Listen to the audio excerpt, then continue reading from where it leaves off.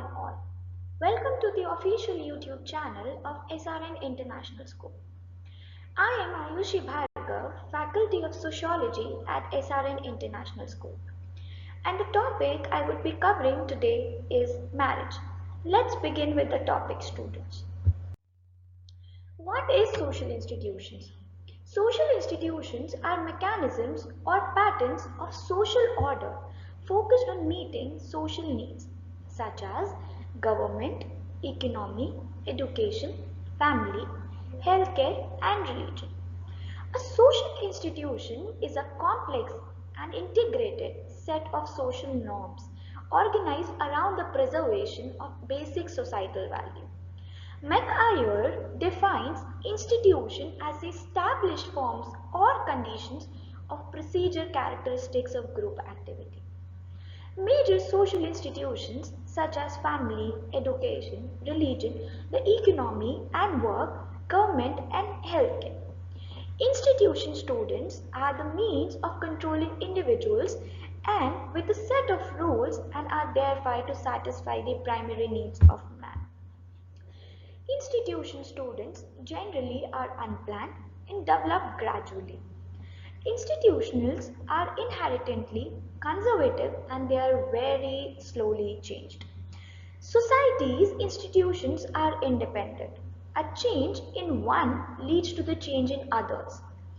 The statuses, roles, values, and norms associated with an institution in one society may be different from those in another society. Now, institutions are of two types, students. One, that is informal, that includes your family, marriage, and kinship. Formal institutions include your law, education, religion, etc. Talking about marriage, according to Haston and Hanks, marriage is the approved social pattern whereby two or more persons of opposite sex establish a family. Students, sociologists define marriage as a socially supported union involving two or more individuals in what is regarded as a stable, enduring arrangement. Now, marriage is considered by sociologists to be a cultural universal. That is, it exists in all the forms of societies. Marriage serves important functions and social norms often determines the roles each spouse takes in a marriage, students. Because marriage is a social construct, cultural norms and expectations determine what a marriage is and who can marry who. Now, depending on the society, marriage may require religious or civil sanction, although some couples may come to be considered married simply by living together for a period of time. Students, talking of the characteristics of marriage, first, it is based on mutual rights and obligations. It is considered to be sacrament religious activity. First of all, students, it serves to socially identify children by defining kinship ties to mother, father, and extended relatives. It also serves to regulate, transfer, preserve, or consolidate property, prestige, and power. And most importantly, it is the basis for the institutional of family. A marriage is considered as a permanent social and legal contract and relationship between two people that is based on mutual rights students. A marriage is typically signals a sexual relationship between two people. Students, talking of the procreation, bringing up children, family love, economic cooperation and are other necessary elements of marriage that serves very important functions of the marriage. All societies have their own customs and systems of marriage. There will be different rules, different customs, different rituals in every other religion. Talking about, there are certain symbols of marriages such as rings, special clothes, special days, special wedding rituals for every religion and caste. Talking of the functions of marriage, marriage serves a very important function as it helps in the procreation of children. It also helps in the socialization of children students.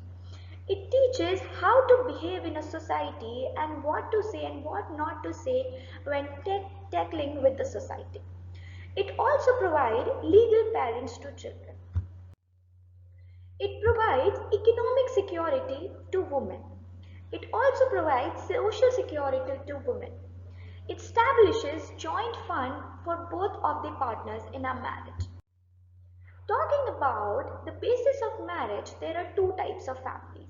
First, that is monogamous family. In these kind of families, the one man is married to one woman, that is one spouse to each individual. Talking of monogamy marriages, monogamy restricts the individual to one spouse at a time. Under this system, at any given time, a man can have only one wife and a woman can only have one husband. Even where polygamy is permitted, in actual practice, monogamy is more widely prevalent, students. In many societies, individuals are permitted to marry again, often on the death of the first spouse or after divorce. But they cannot have more than one spouse at a time and at the same time. Such monogamous marriages are termed as serial monogamy. Talking of the polygamous marriages, in this for every individual more than one spouse is allowed. Polygamy denotes marriage to more than one mate at one time and takes the form of either. Talking of polygamy marriages, there are two types. First is polygynous, one husband with two or more wives. In this, a man has more than one wife.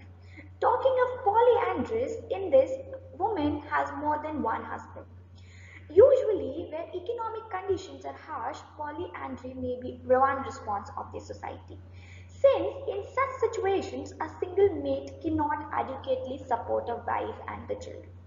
Also, extreme poverty conditions pressurize a group to limit its population. In some societies, students, the decision regarding mate selections are made by parents and relatives. In some other societies, individuals are relatively free to choose their own mates.